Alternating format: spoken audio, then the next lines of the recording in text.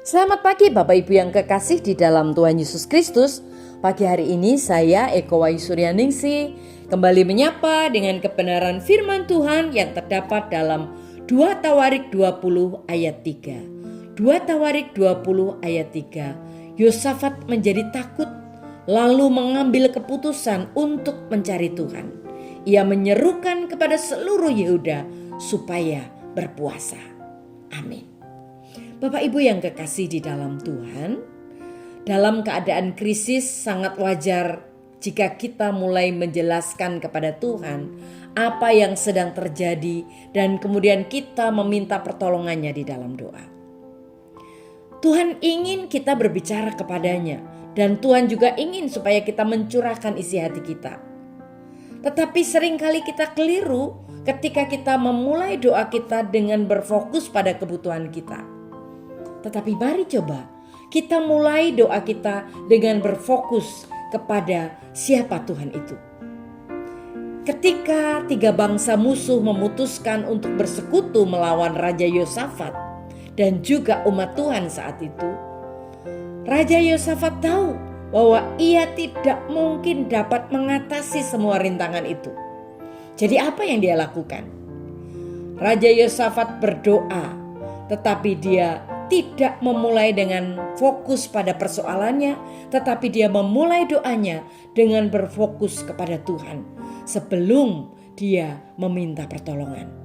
Dan kita dapat meneladan cara ini, melakukan hal yang sama ketika kita berdoa. Yaitu bagaimana? Yang pertama, mari kita ingatkan diri kita akan kebesaran Tuhan. Yosafat di dalam 2 Tawarik 20 ayat 6 dia mengatakan, "Ya Tuhan Allah nenek moyang kami, Engkau berkuasa di surga atas semua bangsa di dunia. Engkau kuat dan berkuasa dan tidak ada yang dapat melawan Engkau." Ketika kita berdoa untuk sesuatu yang tidak dapat kita kendalikan, jangan kita berfokus pada masalahnya, tetapi mari berfokus pada kebesaran Tuhan. Semakin besar Tuhan di dalam pikiran kita, maka semakin kecil masalahnya. Selanjutnya yang kedua, kita bisa mengingatkan diri kita akan kuasa Tuhan yang tak terbatas. Di dalam kitab 2 Tawarik 20 ayat 7 dikatakan, "Ketika umatmu Israel pindah ke negeri ini, engkau mengusir penduduknya." Ketika kita menyadari bahwa Tuhan memiliki semua kuasa di dunia, akan lebih mudah untuk mempercayainya. Saat kita berdoa, mari pikirkan semua cara Tuhan yang telah Tuhan lakukan untuk menolong kita. Orang-orang di sekitar kita dan orang-orang di dalam Alkitab. Luar biasa. Hal yang ketiga Bapak Ibu, kita ingatkan diri kita bahwa Tuhan pasti menepati janji-janjinya. Yosafat mengingatkan Tuhan akan janji-janjinya bahwa tanah itu akan menjadi milik mereka selamanya. Di dalam 2 Tawarik 20 ayat 7 dikatakan, "Ketika umatmu Israel pindah ke tanah ini, engkau memberikan tanah itu kepada keturunan Abraham, sahabatmu, untuk menjadi milik mereka selamanya." Tuhan juga telah berjanji kepada kita. Bukan ada ribuan janji untuk kita di dalam Alkitab.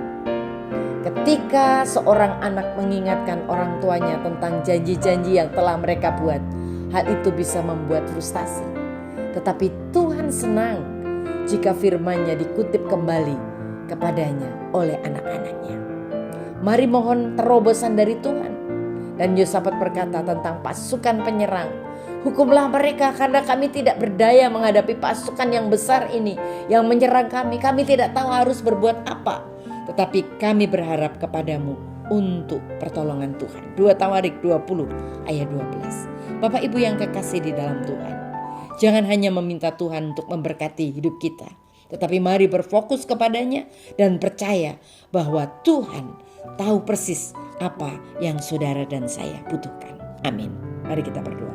Tuhan Yesus, terima kasih buat firman-Mu hari ini. Mengingatkan kami supaya kami mengingat akan kasih Tuhan yang besar. Fokus kepada Tuhan, maka semua masalah kami menjadi kecil. Di dalam nama Tuhan Yesus kami berdoa. Haleluya. Amin.